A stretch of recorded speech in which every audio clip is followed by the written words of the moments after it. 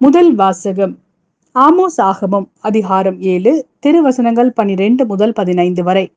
பின்பு அமட்சியா ஆமோஸை பார்த்து, காட்சி காண்பவனே, இங்கிருந்து போய்விடு, யூதாவின் நாட்டிற்கு ஓடிவிடு.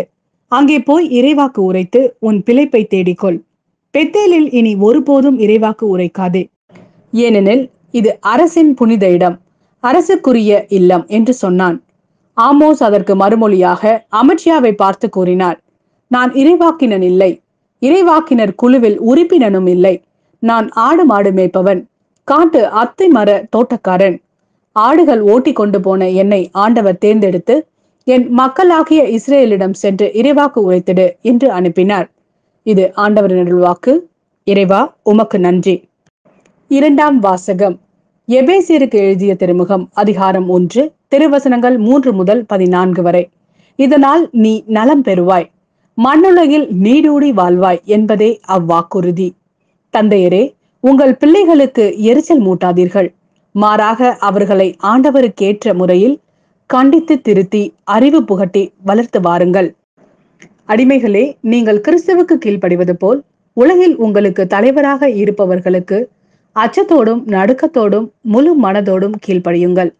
மனிதர்களுக்கு உகந்தவர்களாகுமாறு வேலை செய்வதாக காட்டிக் கொள்பவர்களாய் இராமல், கிறிஸ்துவின் பணியாளராய் கடவுளின் திருவுள்ளத்தை உளமாற நிறைவேற்றுங்கள். மனிதருக்காக அன்றி கடவுளுக்காகவே செய்வது போல நல் மனதோடு வேலை செய்யுங்கள். அடிமையாயினும் உரிமை குடிமகனாயினும் நன்மை செய்யும் ஒவ்வொருவரும் ஆண்டவரிடமிருந்து நன்மையே பெறுவர். இது உங்களுக்கு தெரியுமன்றோ? தலைவர்களே, நீங்களும் உங்கள் அடிமைகளிடம் அவ்வாறே நடந்து கொள்ளுங்கள். அவர்களை அச்சுறுத்துவதை விட்டுவிடுங்கள்.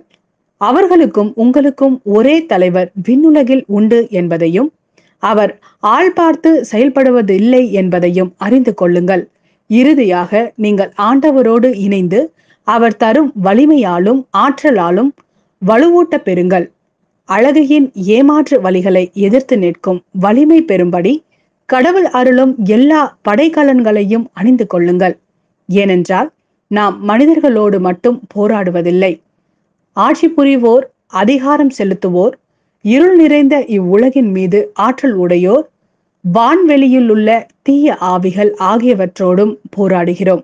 எனவே பொல்லாத நாள் வரும்போது எதிர்த்து நின்று அனைத்தின் மீதும் வெற்றி பெற்று நிலைநிற்க வல்லமை பெறும்படி கடவுள் அருளும் எல்லா படைக்கலன்களையும் எடுத்துக்கொள்ளுங்கள். ஆகையால் உண்மையை இடைக்கச்சையாக கட்டிக்கொண்டு நீதியை மார்பு கவசமாக அணிந்து நில்லுங்கள். இது ஆண்டவரின் அருள்வாக்கு.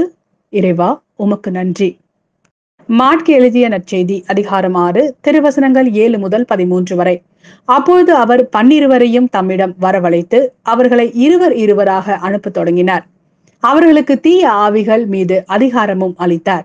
மேலும் பயணத்திற்கு கைத்தடி தவிர உணவு, பை, இடைக்கச்சையில் செப்பு காசு முதலிய வேறு எதையும் நீங்கள் எடுத்துக்கொண்டு போக வேண்டாம். ஆனால் மிதியடி போட்டுக் கொள்ளலாம்.